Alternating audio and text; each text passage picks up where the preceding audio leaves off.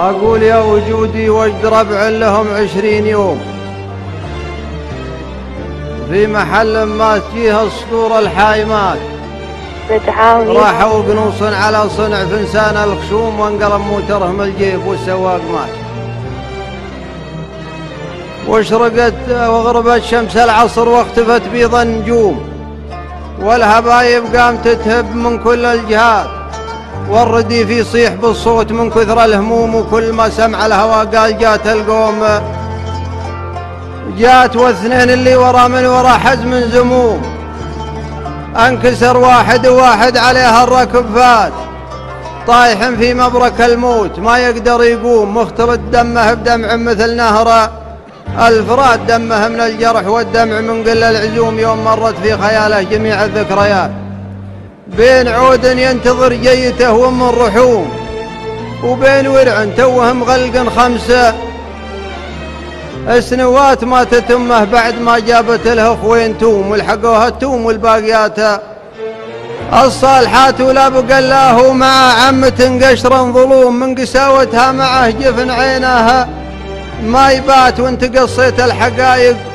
ودققت العلوم، بانت علوم من ورا اخوان شمها خافيات، يذكر انه كان معهم من الارزاق كوم، واصبحت من بعد ما حول الموتر اشتات، انتهى الماء وانتهى الزاد في وقت اللزوم، وانتهت مويه لديتر مسال لها الثبات، يشربوها كلها بالشوايب والسموم غير ما يقطع ضماهم 3 وايتات. والمصيبه يوم هبت من القبله سموم، ودفنت منهم 3 هبوب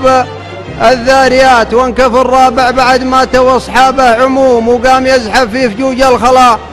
بالكيلوات، ورزقه ربي بناس قحاطين قروم، من رجال في الخطر يسبقون الطائرات، واركبوه وحولوا به مع ذيك الحزوم صوب دار خابرين بها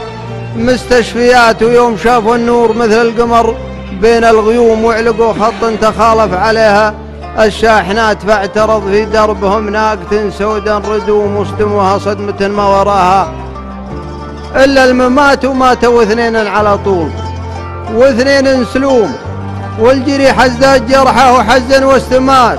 وده انه مات وانه من الشوف محروم، وان عيال العود سلموا صدوف النايبات، عزتي له يوم هو بين شوم وبين لوم، وماتوا اصحابه ولا له عيال ولا بنات. والحقيقة ذا العرب كلهم من رؤوس قوم، فعلهم تشهد عليها السنين الماضيات، لكن أمر الله نفذ بين ليل وبين يوم، ومن ربي لا نفذ ما عليهم ساومات، والسعادة والحظوظ السعيدة ما تدوم، مخبل اللي مملم في الليالي المقبلات، يحسب ان العمر رحلة ذهاب بلا قدوم، ما درى انه بين غماض عين والتفات، لو عطوها اللي تعرف العوايد والسلوم، مثل ما يعطى اسود الوجه 7 مجليات، خاتمتها الموت والقبر والنار اللهوم، كان ما له في رصيده جمايل واحسانات، البنادم ما تساوي حياته في الصثوم. واخر علومه اللي قالوا ان فلان مات وسلامته.